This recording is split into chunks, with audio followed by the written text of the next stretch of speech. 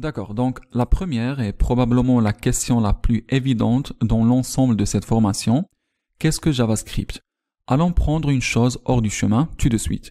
JavaScript est sans aucun doute le langage de programmation le plus mal compris au monde, et cela pour un certain nombre de facteurs. Première chose, le nom. Il a Java autant que son préfixe, alors beaucoup de gens pensent que JavaScript a quelque chose à voir avec Java. C'est peut-être Java interprété en une sorte de Java ou quelque chose pareil. Il semble qu'il ne présente aucune de ces probabilités. JavaScript est presque totalement indépendant de Java. C'est un langage différent. Et le script suffixe propose qu'il n'est pas un véritable langage de programmation. C'est quelque chose de nouveau, diminutif ou pas complet. Mais en fait, nous allons voir que JavaScript est un langage de programmation complet. En fait, c'est un très bon langage. JavaScript a été créé en 1995 par Netscape, autant qu'un langage principalement employé par les navigateurs. Il est utilisé pour créer des produits et des applications qui s'exécutent directement dans le navigateur pour remplacer d'autres langages qui ont été appropriés pour faire la même chose, mais ils n'ont pas été bien exécutés tels que Java. Java a été utilisé avant JavaScript dans le navigateur pour créer ce qu'on appelle les applets Java, qui ont été utilisés pour fournir au sein des applications web des fonctionnalités interactives qui ne peuvent pas être fournies par le langage HTML.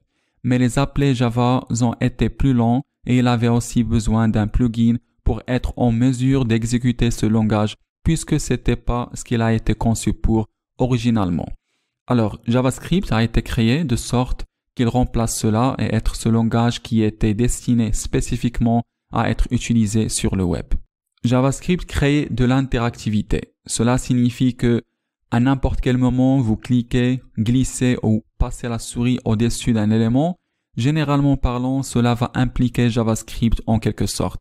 Cela n'est pas toujours vrai, surtout avec certaines interactions plus avancées que nous avons en CSS dans les navigateurs modernes. Mais généralement parlant, vous allez le voir de cette façon. Ces jours-là, JavaScript est utilisé plus communément pour ce que nous appelons le développement du front office. C'est tout type de programmation qui se produit dans un navigateur web.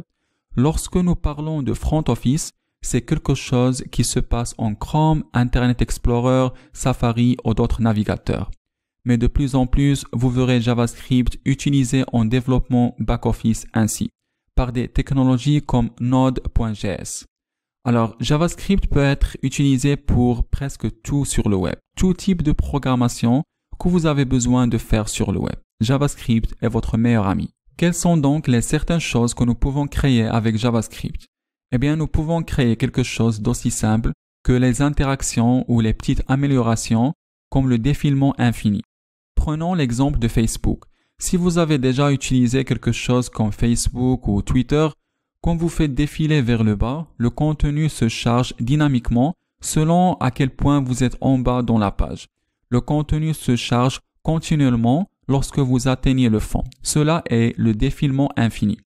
Au-delà du défilement infini et les petites améliorations comme cela, nous pouvons créer des choses comme les effets parallaxe dans le navigateur.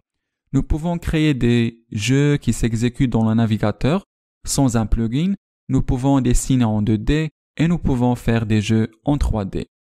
Aussi, JavaScript commence à être utilisé de plus en plus à l'extérieur du navigateur dans ce qu'on appelle l'Internet des objets, ce qui est vraiment intéressant et qui fait référence aux langues comme JavaScript utilisées dans des autres contextes que ce qu'ils ont été initialement conçus pour, des choses comme la communication avec les robots, créant des technologies portables et des choses comme cela. C'est vraiment cool.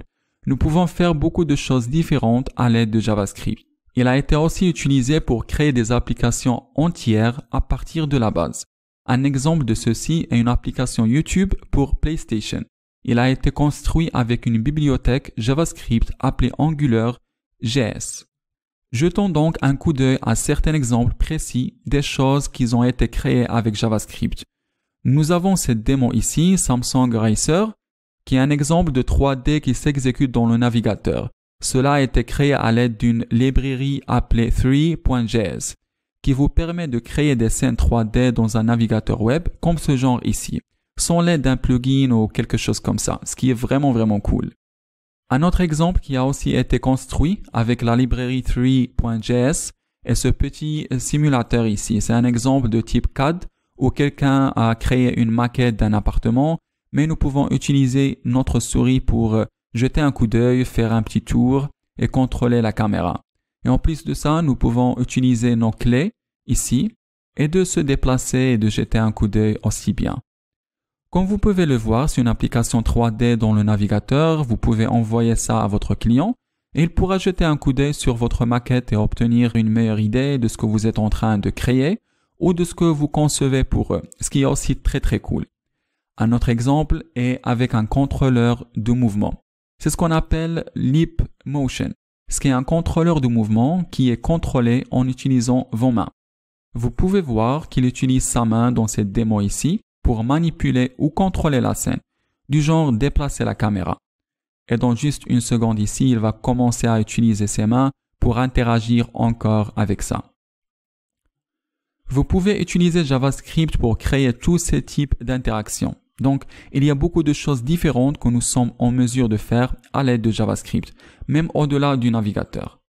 Donc, maintenant que nous avons appris un peu plus sur le contexte historique de JavaScript et ce qu'il fait, et aussi on a pris un coup d'œil à quelques exemples de ce que nous pouvons créer à l'aide de JavaScript, dans la prochaine lecture, nous allons commencer à écrire un peu de JavaScript.